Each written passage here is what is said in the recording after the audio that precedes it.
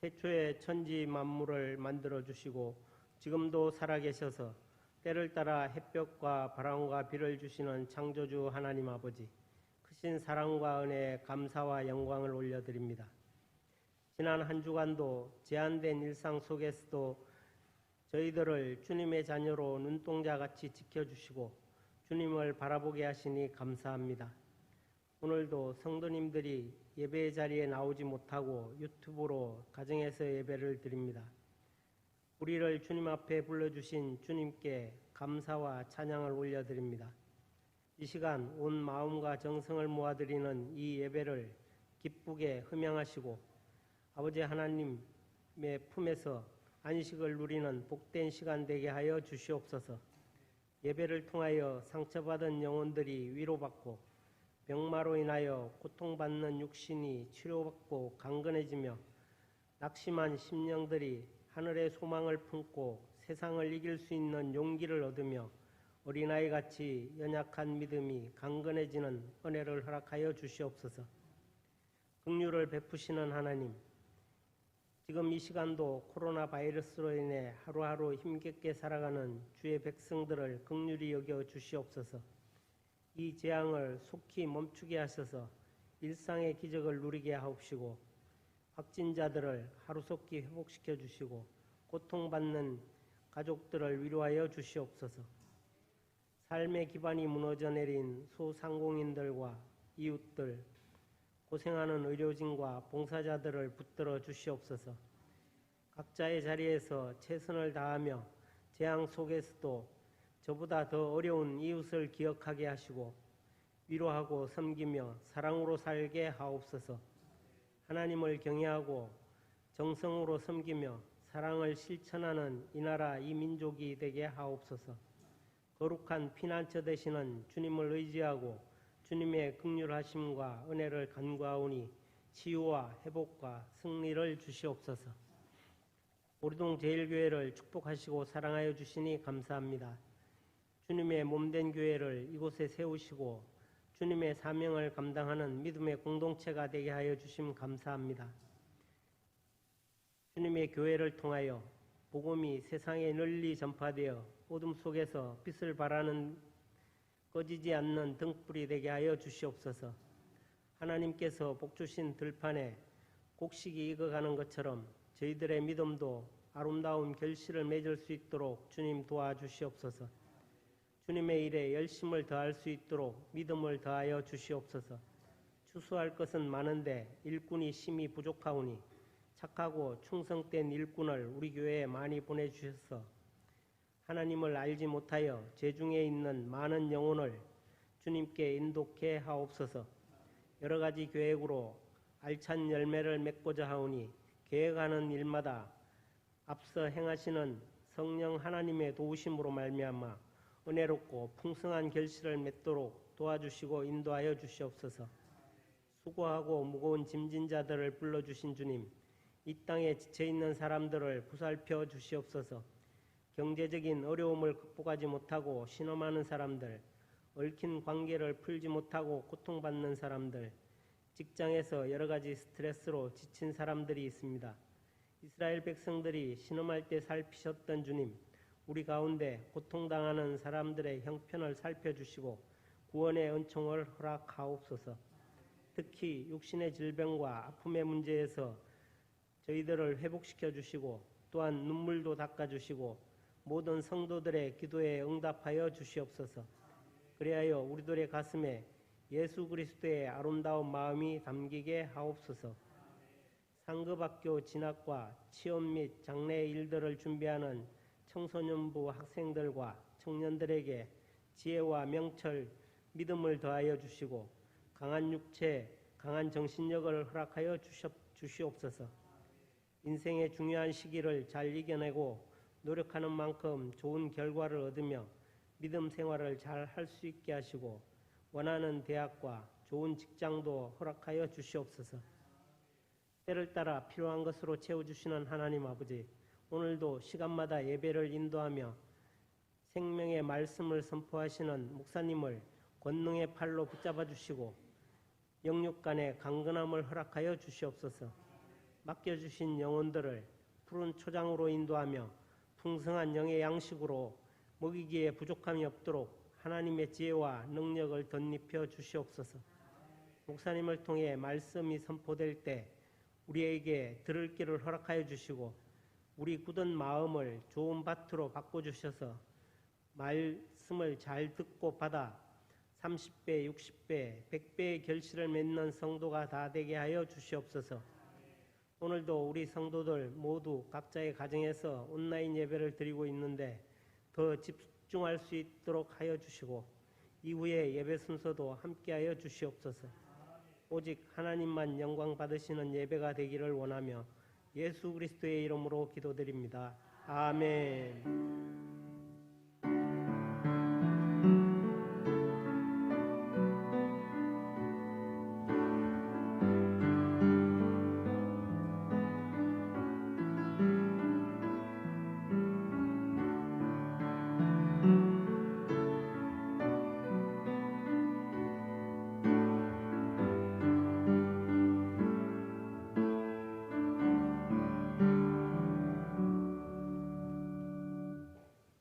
하나님의 말씀을 봉독해 드리겠습니다. 이 시간 우리에게 주신 하나님의 말씀 출애굽기 16장 1절서부터 12절까지에 있는 말씀을 보겠습니다. 4절서부터 먼저 봉독해 드리겠습니다. 출애굽기 16장 4절부터 12절까지에 있는 말씀. 그때에 여호와께서 모세에게 이르시되 보라 내가 너희를 위하여 하늘에서 양식을 비같이 내리리니 백성이 나가서 일용할 것을 날마다 거둘 것이라. 이같이 하여 그들이 내 율법을 준행하나 아니하나 내가 시험하리라. 여섯째 날에는 그들이 그 거둔 것을 준비할지니 날마다 거두던 것에 갑절이 되리라.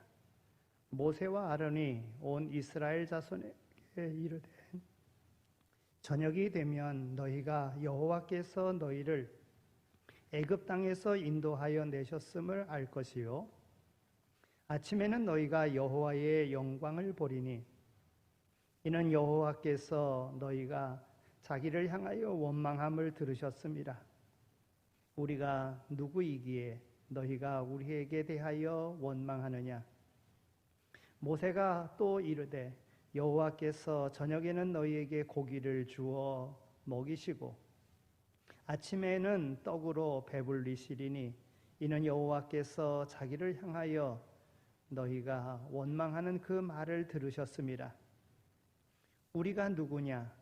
너희의 원망함은 우리를 향하여 함이 아니요 여호와를 향하여 함이로다. 모세가 또 아론에게 이르되 이스라엘 자손의 온 회중에게 말하기를 여호와께 가까이 나오라. 여호와께서 너희의 원망을 들으셨느니라 하라. 아론이 이스라엘 자손의 온 회중에게 말하매 그들이 광야를 바라보니 여호와의 영광이 구름 속에 나타나더라. 여호와께서 모세에게 말씀하여 이르시되 내가 이스라엘 자손의 원망함을 들었노라. 그들에게 말하여 이르기를 너희가 해질 때에는 고기를 먹고 아침에는 떡으로 배불리리니 내가 여호와 너희의 하나님인 줄 알리라 하라 하시니라. 아멘. 오늘 이 말씀이 이어지는 1절서부터 3절까지에 있는 말씀을 제가 또 봉독해 드립니다. 이스라엘 자손의 온 회중이 엘림에서 떠나 엘림과 시내산 사이에 있는 신광야에 이르니 애굽에서 나온 후 둘째 달 15일이라. 이스라엘 자손 온 회중이 그 광야에서 모세와 아론을 원망하여 이스라엘 자손이 그들에게 이르되 우리가 애굽 땅에서 고기가마 곁에 앉아 있던 때와 떡을 배불리 먹던 때에 여호와의 손에 죽었더라면 좋았을 것을 너희가 이 광야로 우리를 인도하여 내어 이 온 회중이 줄여 죽게 하는도다. 아멘.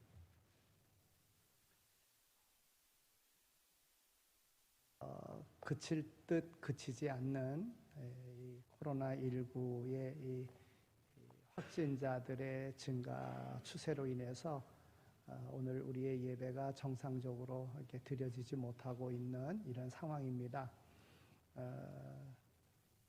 이러한 가운데도 이렇게 유튜브를 통해서 또 실시간 예배에 동참할 수 있도록 허락하신 하나님의 은혜에 감사하며 우리의 마음을 담아 하나님 앞에 신령한 예배를 드리기를 원합니다. 이 시간 하나님 전에 나와서 하나님 앞에 예배드리는 여러분들의 삶 속에 그 어느 때보다도 하나님의 크고 놀라우신 은혜가 넘쳐나기를 소망합니다. 탈무드에 보면 인생에 대해서 이렇게 교훈해주는 여러 가지 이야기가 있는데 탈무드의 인생이란 어떤 것인가 하는 것을 비유적으로 이야기하는 그런 내용이 생각이 납니다. 포도주 장사를 하는 두 주인이 팔 포도주를 사러 먼 나라로 이렇게 가서 포도주를 큰 드럼에 이렇게 사가지고 그리고 가게로 돌아오는 그런 과정입니다. 포도주 가게를 하는 두 주인이 이렇게 먼 길을 떠나서 좋은 포도주를 사가지고 오는데 그 포도주 냄새가 또 나고 또 먼 길을 이렇게 여행하면서 목도 출출하고 이게 주머니를 뒤져보니까 주머니에 1,000원이 있었어요. 그래서 그 두 주인 중에 한 사람이 1,000원을 주면서 이복에 1,000원어치 포도주를 좀 주게 그랬어요. 그래서 그 포도주 1,000원 가지고 사서 마셨습니다.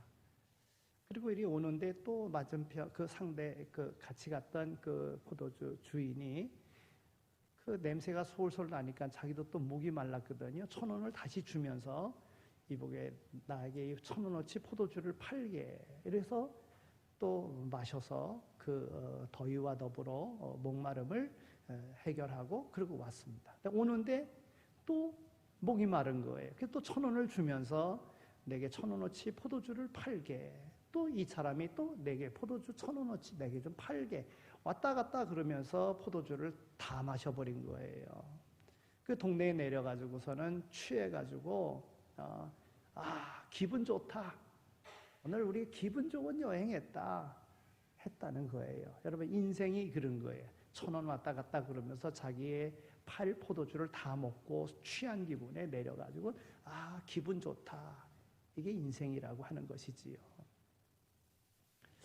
대부분의 경우 사람들 사이에 일어나는 여러 가지 그 갈등과 오해는 서로를 잘 모르기 때문에 일어나는 것입니다.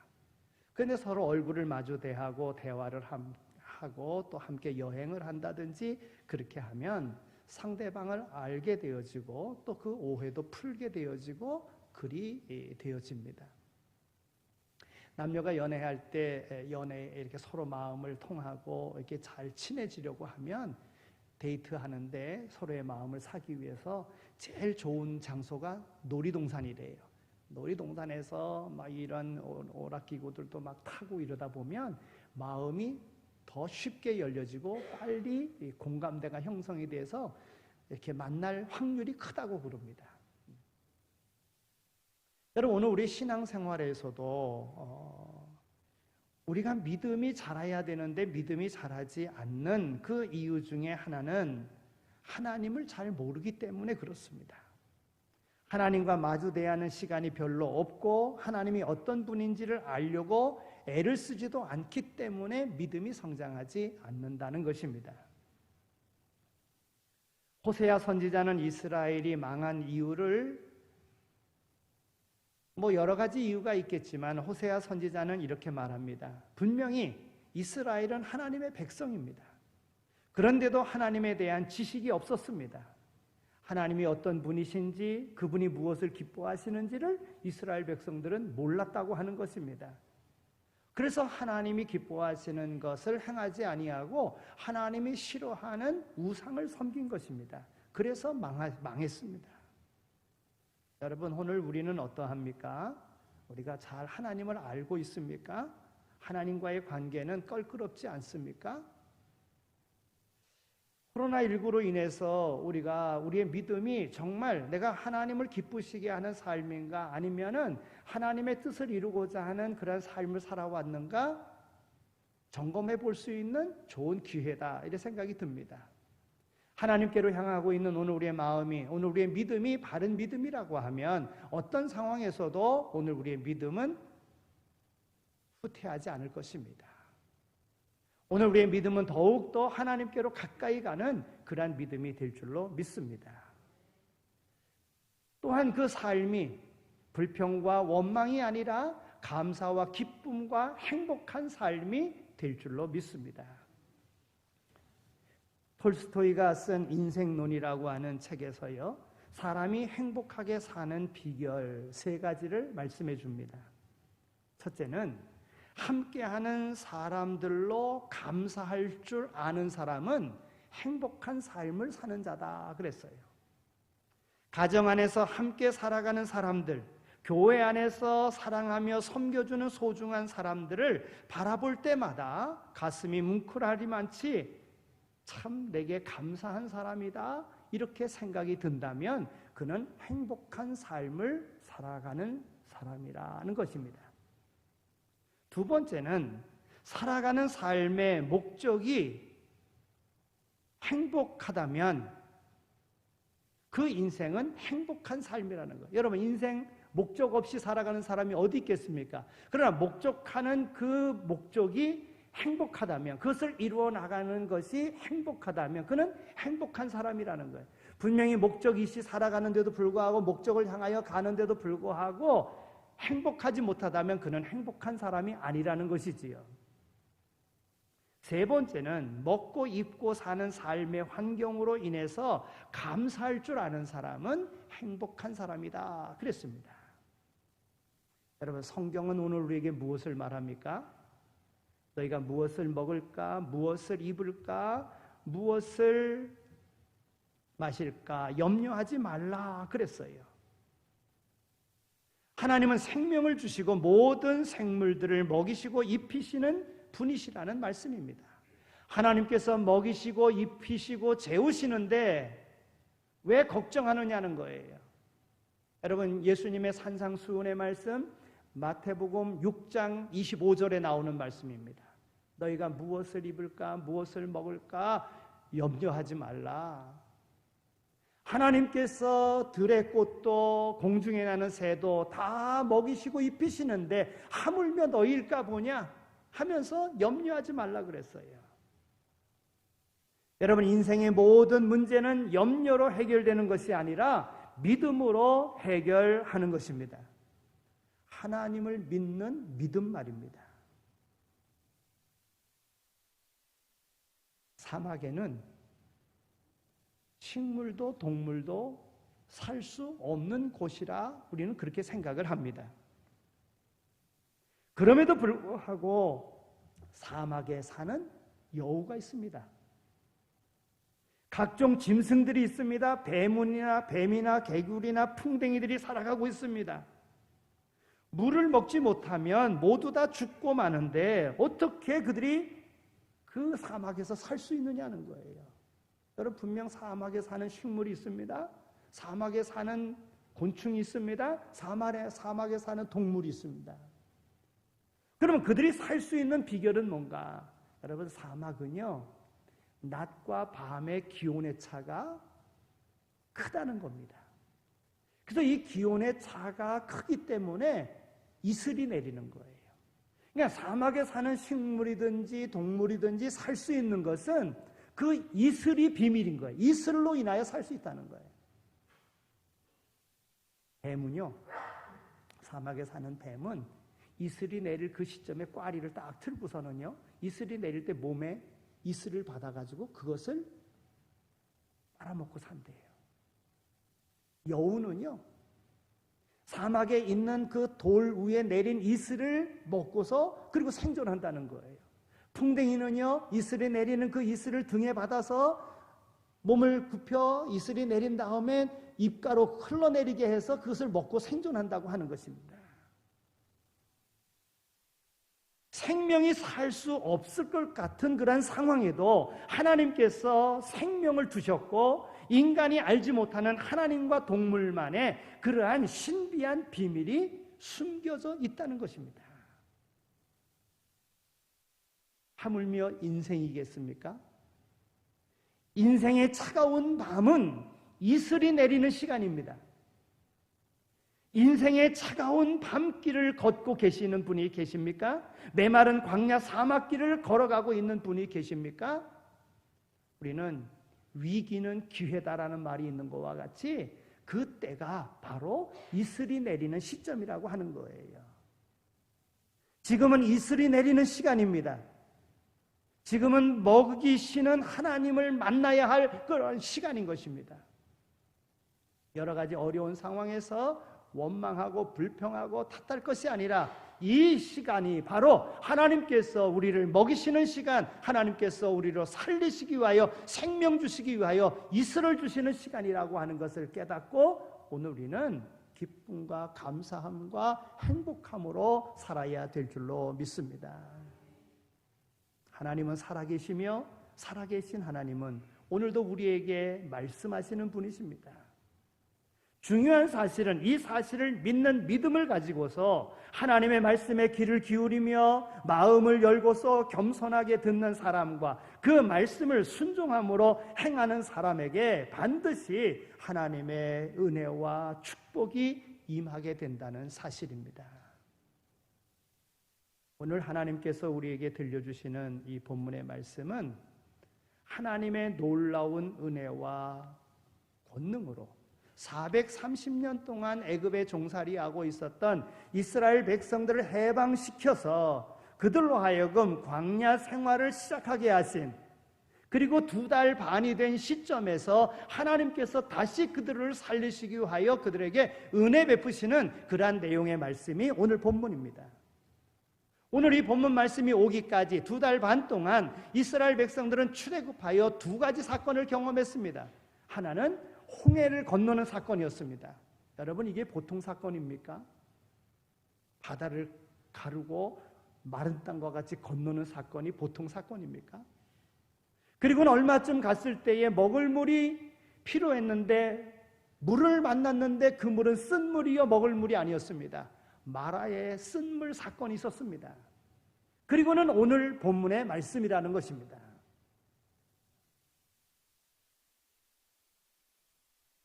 마실 물이 없어서 고통을 겪고 있는 그 상황에서 하나님은 간섭하시고 하나님께서는 그들에게 기적을 일으켜 주셨습니다. 또한 먹을 양식으로 인하여 또 다른 고통을 겪게 되자 계속적으로 하나님과 지도자 모세와 아론을 향하여 원망과 불평을 쏟아놓습니다. 하나님께서 그들에게 양식을 주시겠다고 하시는 약속의 말씀을 모세를 통하여 하나님께서 이스라엘 백성들에게 선포하는 내용이 바로 오늘 본문의 말씀입니다. 한 치 앞도 내다볼 수 없는 인간은 누구나 미래에 대한 두려움을 갖게 마련인데, 이런 두려움을 극복하기 위한 방법으로는 과거의 행복한 추억을 회상하고 오늘과 미래를 새롭게 바라보는 방법이 있습니다. 이러한 삶의 방법은 신앙생활에도 그대로 적용이 되어집니다. 미래에 대한 불확실성으로 두려워하며 고민하는 성도들이 그 불안과 두려움을 해소하는 방법으로서 취할 수 있는 것은 과거에 하나님께서 내게 베풀어 주셨던 은혜를 기억하는 것입니다. 이러한 방법은 불확실한 오늘과 내일에 있어서도 하나님의 도우심과 인도하심을 확신할 수 있는 방법으로 성도들에게 있어서는 아주 중요하고 유익한 방법인 거예요. 여러분, 어떤 어려움을 겪을 때요, 지난날 내가 이보다 더한 어려움이 있었는데 하나님이 나를 이렇게 인도해 주셨다. 삶 속에 어려움이 있었을 때 그 옛날 그때 나에겐 이런 어려움이 있었는데 지금의 이것은 아무것도 아니다. 지난날을 회상하면 오늘의 모든 상황은 이겨갈 수 있다고 하는 것입니다. 여러분, 이스라엘 백성들이 모세와 아론을 통해서 그동안 애굽과 광야 생활 그 초기에 경험했었던 그 모든 사건들, 너무나도 엄청나고 놀라운 사건들인 것입니다. 그런 일들이 그들에게 있었습니다. 그리고는 얼마 되지 않은 그러한 시점에 그들은 하나님을 향하여 원망하고 불평하고 있는 것을 우리는 오늘 본문을 통해서 발견하게 됩니다. 하나님은 살아계시고 놀라운 능력으로 은혜를 베푸시며 그 사랑을 잊지 아니하시고 하나님은 계속해서 목적하신 그들에게 약속하신 곳으로 인도하시는 그런 하나님이십니다. 그런데 그들은 하나님을 믿지 못하고 순간의 어려움 속에서 앞을 내다보지 못하고 원망하며 불평했다고 하는 것입니다. 오늘 본문 말씀 앞에 1절서부터 2절에 있는 3절까지 있는 말씀을 제가 또 봉독해 드렸는데요. 여러분 1절에서 3절까지 있는 말씀은 어떠합니까? 어찌 보면 어떻게 이럴 수가 있는가 하는 생각이 듭니다. 정말 이스라엘 백성은 정말 배은망덕한 그러한 백성이구나. 어떻게 낯뜨거운 그러한 말을 그들이 이렇게 할 수 있는가? 그들이 어떻게 하나님을 향하여 모세와 아론을 향하여 이렇게 원망할 수 있는가? 자신들의 원망과 불평을 그 어느 정도 합리화시키기 위한 목적으로 자신들의 수치스러웠던 과거 역사까지도 서슴지 않고 화려하게 부풀려서 과장하고 있습니다. 여러분, 종살이하고 있는 것이 어떻습니까? 그들의 울부짖음이 하나님께 상달될 그 상황이 어떠했습니까? 그들이 출애굽하기 전에 그들의 상황이 어떠했습니까? 물론 10가지 재앙 속에서는 첫 열매와 첫 곡식과 그 모든 첫 태생들이 다 죽는 상황에서도 죽지 않게 해주신 하나님의 은혜가 있었지 않습니까? 또 그들이 종살이할 때는 성을 쌓는데 정말 수고해야지만이 됐고, 그리고 집도 주지 아니하고서는 벽돌을 굳게끔 만들고 하는 그런 고통스러운 일들이 있었지 않습니까? 또 그 민족이 번성하는 것, 그 번성하는 걸 막기 위하여 낳은 자식을, 그 아들들을 죽이는 그러한 그 강에다 내던져도 뭐라고 말할 수 없는 그러한 종살이하는 그런 아픔이 그들에게 있었지 않습니까? 그런데 이것을 미화시켜서 뭐라고 이야기합니까? 2절 3절에 있는 말씀을 보면 이스라엘 자손 온 회중이 그 광야에서 모세와 아론을 원망하여 이스라엘 자손이 그들에게 이르되 우리가 애굽 땅에서 고기 가마 곁에 앉아 있던 때와 떡을 배불리 먹던 때에 여호와의 손에 죽었더라면 좋았을 것을 너희가 이 광야로 우리를 인도하여 내어 이 온 회중이 주려 죽게 하는도다 그랬어요. 여러분, 그들이 정말 애굽에 있을 때 고기 가마 옆에서 고기를 시컷 먹었습니까? 떡으로 배불리 먹었습니까? 노동에 시달리던 이들이었습니다. 그런데 원망하고 불평을 합리화하기 위해서 우리가 애굽에 있을 때에는 줄이지도 아니하고 먹고 싶은 거 다 먹었다고 그렇게 이야기하고 있는 것입니다. 이 말씀을 통해서 우리가 깨닫게 되는 것 한 가지 분명한 사실은 만나와 메추라기를 통해서 그들에게 매일같이 아침과 저녁으로 양식을 주시겠다고 약속하시는 것입니다. 그 약속을 신실하게 지켜나가시는 하나님은 그야말로 사랑과 은혜의 하나님이시며 그 사랑과 은혜를 결코 말로 다 할 수 없으리만치 부어주시겠다고 하는 그러한 은혜의 약속의 말씀인 것입니다. 결국 이스라엘 백성에게 하나님께서 약속을 주신 것은, 그 양식을 주신 것은 은혜의 결과물이었으며 그것은 곧 그들이 하나님께 얼마나 소중한 존재인가 하는 사실과 그들을 향한 미래의 축복이 변함없이 하나님의 은혜 가운데 주어지게 될 것임을 말씀하고 있는 것입니다. 오늘 이 말씀을 통해서요, 오늘 우리는 세 가지 사실을 깨닫게 됩니다. 첫째는 오늘 본문 4절에 있는 말씀인데, 이스라엘 백성들을 위하여 하나님께서 하늘로부터 비같이 내리는 양식을 거두어 드리되 한 가지 조건이 있었는데 그것은 곧 일용할 것을 날마다 거두도록 하셨다고 하는 것입니다. 여러분, 이 말씀의 의미를 생각하기에 앞서서 이렇게 의도하신 하나님의 생각이 궁금한데, 바로 4절 하반절에 있는 말씀을 보면 이렇게 되어 있습니다. 이같이 하여 그들이 내 율법을 준행하나 아니하나 내가 시험하리라 그랬어요. 한마디로 말해서 하나님의 생각의 초점은 그들에게 양식을 주시면서 그들이 하나님의 말씀에 순종하는가 순종하지 않는가를 시험하고자 하셨다는 사실입니다. 하나님은 이 말씀을 통해서 그들의 생명을 유지하기 위한 양식을 준비하고 예비하며 마련하는 것은 그들의 몫이 아니라 하나님의 몫이라는 겁니다. 하나님의 영역이라고 하는 것입니다. 여러분, 마태복음 6장에서 너희가 무엇을 먹을까 무엇을 입을까 염려하지 말라 그랬어요. 그것은 먹고 입히는 모든 것은 하나님의 영역이라는 겁니다. 사막에서 동물이 살 수 있도록 하는 것 하나님의 영역이라는 거예요. 살 수 있도록 하는 건 하나님의 영역이라는 거예요. 지금 이스라엘 백성들에게 너희가 먹을 것을 구하지만 그러나 내가 너희들에게 먹을 것 다 예비해 놓은 겁니다. 그런데 왜 원망하고 불평하느냐 하는 것이지요. 하나님은 이 말씀을 통해서 그들의 생명을 유지하기 위한 양식을 준비하고 마련하시면서 그들에게 풍성히 주시겠다고 하는 것입니다. 그것을 다 예비해 놓으셨다고 하는 것입니다.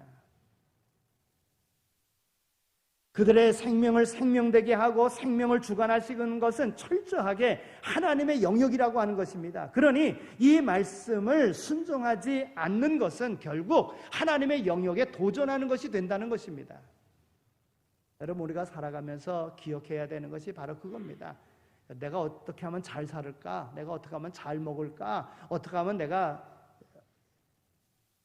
멋있게 살을까? 우리가 그렇게 계획을 하지만 그것은 하나님의 영역입니다. 여러분, 아무리 수고하고 애써도 하나님이 모아주시지 않으면 안 모아주는 겁니다. 그래서 어떤 일을 계획하고 추진해 나간다고 할지라도 그 일을 추진해 나갈 때 이것이 하나님의 뜻에 맞는 것인가, 하나님이 기뻐하실 일인가 생각하고 해야 된다는 것입니다.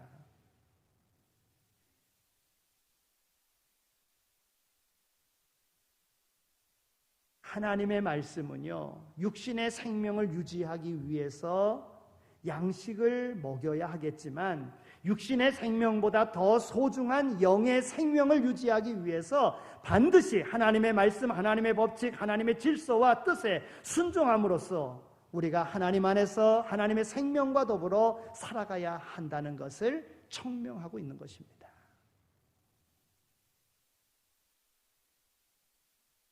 여러분, 이 말씀과 연관되어져서요, 아모스 선지자는 아모스 8장 10절에 이렇게 이스라엘 백성들에게 교훈합니다.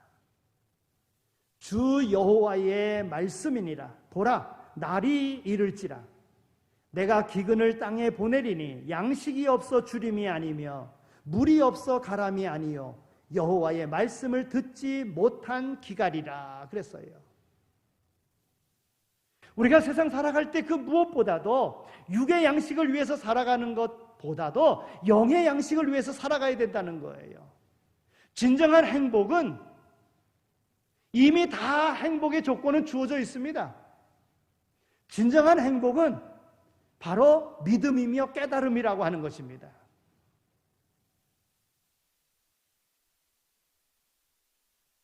성경을 통해서 우리가 확신하게 되는 한 가지 중요한 사실은 바로 이 말씀과 관련되어져 있습니다. 민족 공동체 전체의 운명이나 한 개인의 운명이나 결국은 그것을 결정짓는 분기점이 되는 것이 바로 하나님의 말씀에 대한 순종 여부에 달려있다고 하는 것입니다.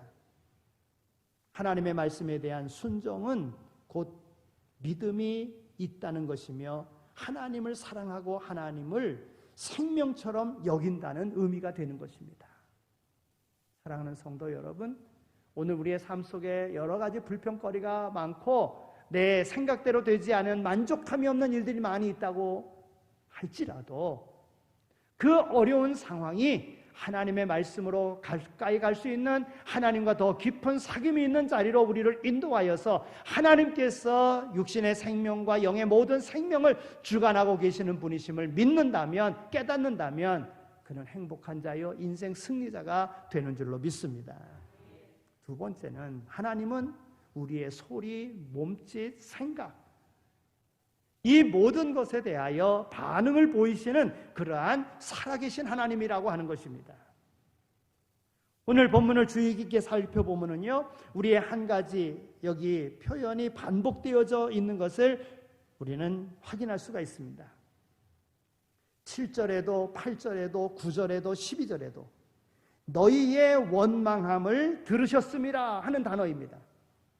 이 표현을 통해서 우리가 믿고 있는 하나님은 살아계신 분이시므로 우리의 모든 소리를 들으시고 우리의 모든 몸짓을 다 살피시고 계시며 거기에 대하여 반드시 반응을 보이시는 분이라 하는 것입니다. 우리 하나님은 우리들을 사랑하시기 때문에 우리에게 깊은 관심을 가지고 계십니다.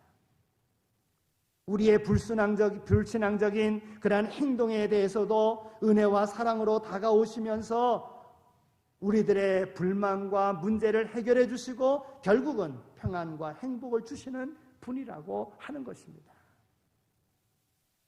이러한 사실을 믿었던 사람을 성경은 우리에게 소개합니다. 그가 바로 다윗입니다.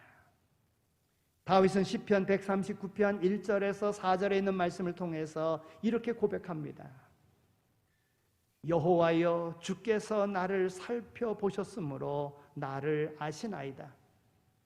주께서 내가 앉고 일어섬을 아시고 멀리서도 나의 생각을 밝히 아시오며 나의 모든 길과 내가 눕는 것을 살펴보셨으므로 나의 모든 행위를 익히 아시오니 여호와여, 내 혀의 말을 알지 못하시는 것이 하나도 없으시니이다 그랬어요. 앉고 서는 것도 아시고 내 말하는 모든 것도 다 아시는 하나님이라는 거예요. 그래서 하나님을 생각하면서 다윗은 마음대로 행동하지 못했던 것입니다. 항상 하나님 앞에 있는 자로서 행동했던 거예요. 그러니 그의 인생이 아름다울 수밖에 없는 것이지요. 그 인생이 승리하는 인생이 될 수밖에 없었던 겁니다. 오늘 우리의 삶에 행하는 모든 것, 우리는 사람들에게 안 좋은 것, 나에게 약점이 되는 것 안 보이려고 합니다. 그러나 하나님은 다 보고 계시다는 거예요. 사람들에겐 과장하여 뭔가를 알리려고 합니다. 자기를 과시하려고 합니다. 하나님은 그것도 다 아셔요. 오늘 말씀을 통해서 우리에게 주는 교훈은 하나님이 애굽에서 이스라엘 백성이 어떻게 살았던 것을 하나님 다 아십니다. 근데 이들은 뭐라고 이야기합니까? 현재 있는 상황을 보고서 우리는 애굽에서 가마솥에 고기를 삶아서 먹는, 배불리 먹는, 떡으로 배를 채우는 이런 삶을 살았다고 말도 안 되는 얘기를 뻔뻔스럽게 낯도 붉어지지 아니하며 하나님 앞에 어찌 보면 거짓말을 하고 있는 것 아니겠습니까? 그 어려운 형편을 보시고 그들이 하나님 앞에 부르짖을 때 하나님이 그들을 구원해 내신 것인데 그들이 하나님의 은혜도 기억하지 못하고 하나님께 대하여 원망하고 불평하고 있다는 거예요. 그리고 하나님은요, 오늘 우리의 말하는 것, 우리의 행동하는 것 모든 것을 다 듣고 그리고 그 삶이 온전케 되어 하나님의 영광을 드러내는 하나님의 사람으로 승리의 깃발 날리기를 하나님은 원하신다 하는 것입니다. 세 번째는요, 하나님께서 이스라엘 백성에게 양식을 주신 이유와 목적과 관련된 것인데 오늘 말씀의 6절과 12절에 있는 말씀을 보면 분명하게 말씀하고 있습니다. 6절 말씀을 보면 모세와 아론이 온 이스라엘 자손에게 이르되 저녁이 되면 너희가 여호와께서 너희를 애굽 땅에서 인도하여 내셨음을 알 것이요 라고 말씀하고 있습니다. 여러분, 이스라엘 백성들을 애굽에서 광야로 그리고 가나안 땅으로 이끌어내신 것은 그들이 생각하는 것처럼 모세와 아론이 한 것이 아니라 하나님께서 하셨다고 하는 것입니다. 그래서 하나님께서 이스라엘 백성들로 하여금 모세가 너희를 인도해낸 것이 아니라 하나님이 너희를 인도해내셨다. 그리고 광야로 인도하신 분도 하나님이신데 하나님은 광야에서 너희에게 먹을 것을 주신다. 인도해내신 분이 생명을 위하여 필요한 모든 것들을 주신다 말씀하고 있는 것입니다. 12절에서는요. 너희가 해질 때에는 고기를 먹고 아침에는 떡으로 배불리리니 내가 여호와 너희의 하나님인 줄 알리라 그랬습니다. 그들에게 양식을 주신 목적을 설명하고 있는 말씀입니다. 이 말씀은 그들에게 양식을 주시는 하나님이 누구신가를 그들에게 분명하게 확인시켜 주시기 위해서 그들에게 양식을 주셨다는 것입니다.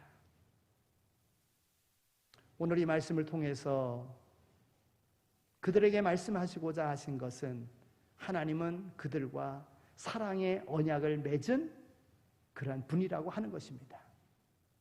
그들에게 대한 지극하고도 신실한 사랑과 전능하신 능력을 바탕으로 그들의 모든 필요를 얼마든지 채울 수 있는 하나님이시니 너희는 염려하지 말고 하나님을 굳게 믿고 신뢰하며 따르라고 하는 그런 말씀인 것입니다.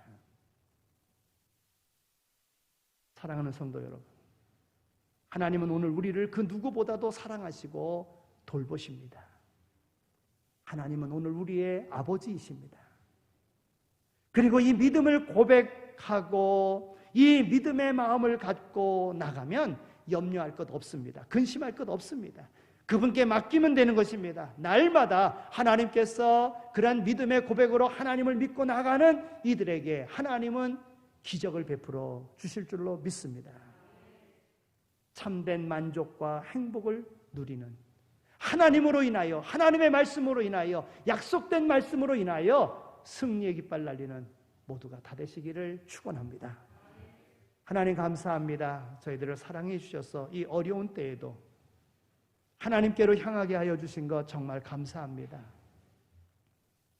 세상은 오늘 질병으로 인하여 모이지 못하게 만들지만 그러나 오늘 우리의 마음은 더 하나님의 말씀으로, 약속의 말씀을 믿고 하나님께로 향하게 하여 주신 것 정말 감사합니다. 하나님이 이 때가 하나님께서 오늘 우리에게 이슬을 내려주시는 때임을 깨닫게 해주시고 이 어려운 상황에서 원망과 불평과 남을 탓하는 것으로 살지 말게 하시고 이 주어진 모든 상황을 하나님이 함께 하심으로 인하여 감사하며 살아갈 수 있는, 그리고 극복할 수 있는 모든 것도 하나님께서 허락하셨음을 믿고 나가는 오늘 우리 모두 다 되게 하여 주옵소서. 하나님 아버지, 무엇보다도 우리 교회를 하나님께서 그렇게 사용해 주시기를 원합니다. 하나님, 우리 성도들을 그렇게 사랑해 주시기를 원합니다. 하나님, 오늘 탄식하며 살아가는 사람들 앞에 우리 성도들로 인하여 소망을 줄 수 있는 이러한 생명과 복의 통로가 되는 역할을 감당하며 살아가는 우리 모든 성도들 다 되게 하여 주옵소서. 하나님이 어두운 때에 우리 기독교가 정말 하나님을 믿는 모든 하나님의 백성들이 이 어둠을 밝히는데 귀하게 쓰임받는 기회가 되어지게 하여 주옵소서. 감사합니다. 예수 그리스도의 이름으로 기도드립니다. 아멘. 이제는 우리의 부활 소망 되시며 우리의 선한 목자가 되시는 예수 그리스도의 은혜와 우리를 사랑하시되 독생성자 아들 예수 그리스도까지 아끼지 아니하신 하나님 아버지의 극진하신 사랑하심과 성령님의 위로하시고 교통하심이 어려운 때일수록 더욱더 하나님을 사랑하며 하나님의 뜻을 분별하여 주신 바 사명 충성되이 잘 감당할 것을, 세상에 빛이 되고 소금이 될 것을 마음에 다짐하고 세상으로 나가는 이 자리에 참여한 모든 이들과 가정 위에와 교회 위에와 이 민족 위에 이제로 영원히 함께 하시길 간절히 축원하옵나이다. 아멘.